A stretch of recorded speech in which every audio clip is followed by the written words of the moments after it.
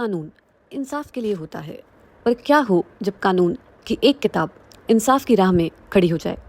ये कहानी है एक केस की जहां सुप्रीम कोर्ट के सामने एक सवाल था, जब कानून और इंसाफ आमने सामने हो। ये कहानी है in reference right to privacy of adolescents 2025। एक 14 साल की लड़की, एक 25 साल का लड़का, एक कानून जो प्यार को क्राइम मानता है, और एक सिस्टम जिसने इंसाफ के नाम पर एक विक्टिम को लगभग तबाह कर दिया। ये कहानी शुरू होती है वेस्ट बंगाल के एक छोटे से गांव से। एक 14 साल की लड़की, एक 25 साल का लड़का, दोनों को प्यार हुआ। ये कम से कम उन्हें ऐसे लगा। और एक दिन वो लड़की उस लड़के के साथ अपनी मर्जी से अपना घर छोड़कर चली गई। एक मासूम सी लव स्टोरी या एक सोचा समझा अपराध? कानून की किताब में इसका जवाब बिल्कुल क्लियर है और भयानक भी।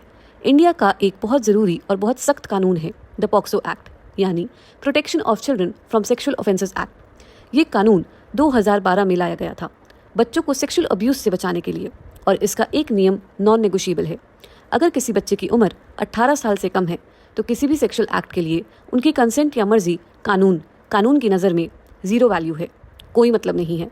इसलिए जब ये केस स्पेशल कोर्ट में पहुंचा तो जज के सामने कोई दुविधा नहीं थी। फैक्ट्स क्लियर थे।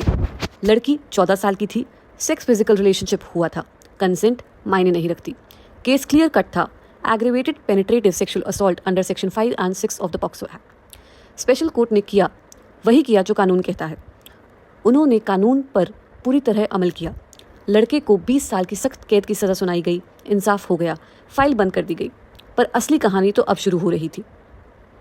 केस पहुंचा हाई कोर्ट, और यहाँ पहली बार कानून इस सीधी लकीर में एक मोड़ लाया। हाई कोर्ट ने माना कि ये कंसेंशुअल एक्ट था। उन्होंने 14 साल की लड़की की मर्जी को अहमियत दी और लड़के की सज़ा को रद्द कर दिया। ये अपने आप में एक बहुत बड़ा और कंट्रोवर्शियल फैसला था।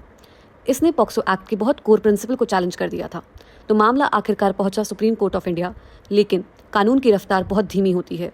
जब तक ये फाइल वेस्ट बंगाल से दिल्ली तक आई, स्पेशल कोर्ट से हाई कोर्ट और हाई कोर्ट से सुप्रीम कोर्ट, कई साल बीत चुके थे। और इन सालों में ज़मीन पर जिंदगी पूरी तरह बदल चुकी थी।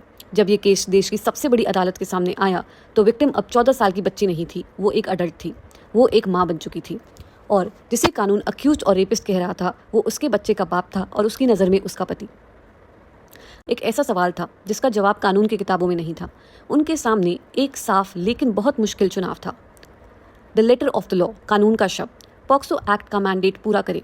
ये कानून बच्चों को प्रोटेक्ट करने के लिए बना है और इसमें कोई एक्सेप्शन नहीं होना चाहिए।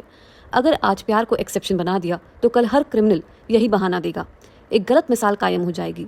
लड़के को 20 साल के लिए जेल भेज दे, कानून को बरकरार रखे, या दूसरा रास्ता द स्पिरिट ऑफ जस्टिस, इंसाफ की रूह। लेकिन एक पल के लिए रुकिए, और अगर आज हमने उस लड़के को 20 साल के लिए जेल भेज दिया तो क्या होगा?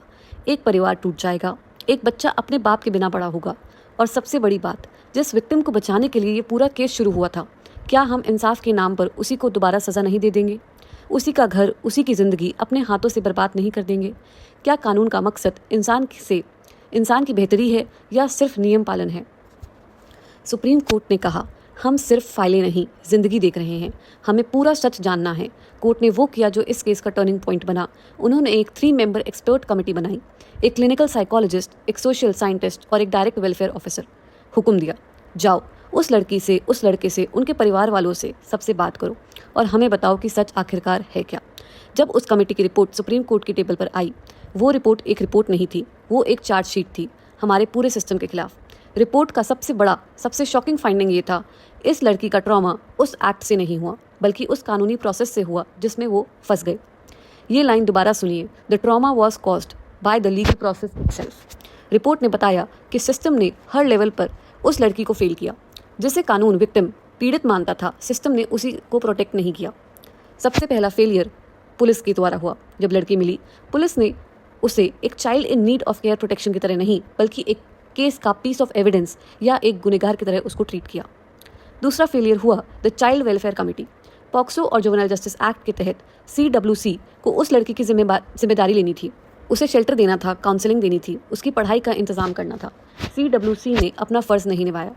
तीसरा फेलियर था फैमिली की तरफ से। द सोशल स्टिग्मा एंड इज्जत के नाम पर उसके अपने परिवार ने उसे छोड़ दिया। सिस्टम ने उसे अकेला छोड़ दिया और तब उस लड़की ने, जो अब एक माँ थी, अपने परिवार को बचाने के लिए खुद लड़ना शुरू किया।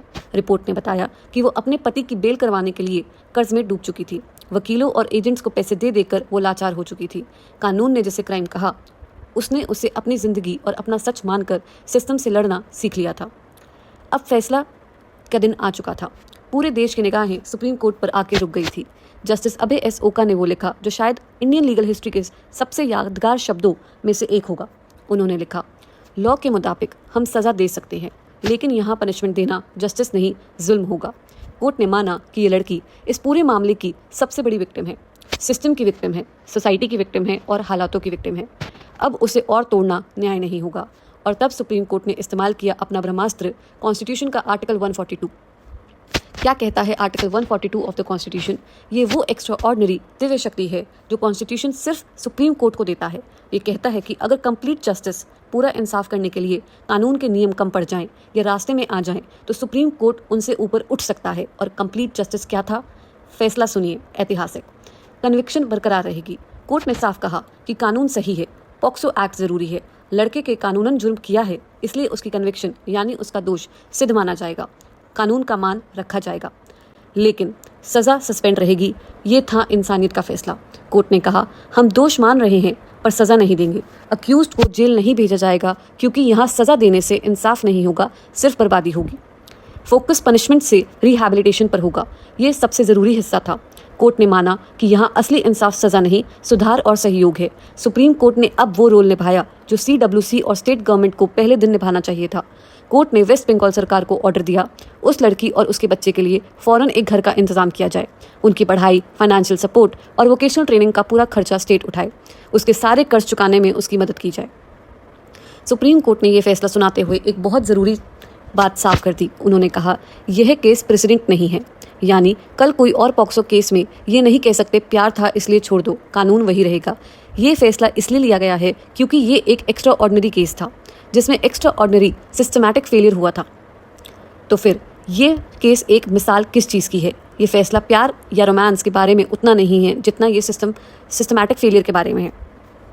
ये इस बारे में है कि हमारा कानून विक्टिम को कैसे देखता है। क्या हमारा कानूनी सिस्टम इतना मैकेनिकल, इतना बेजान हो गया है कि वो इंसानी ट्रॉमा को सिर्फ एक केस फाइल नंबर समझता है? ये केस एक सवाल पूछता है हम सब से, हमारे सिस्टम से। क्या हमारा जुडिशियल सिस्टम कानूनी प्रोसेस के दौरान एक विक्टिम को कहीं दोबारा विक्टिम तो नहीं बना रहा?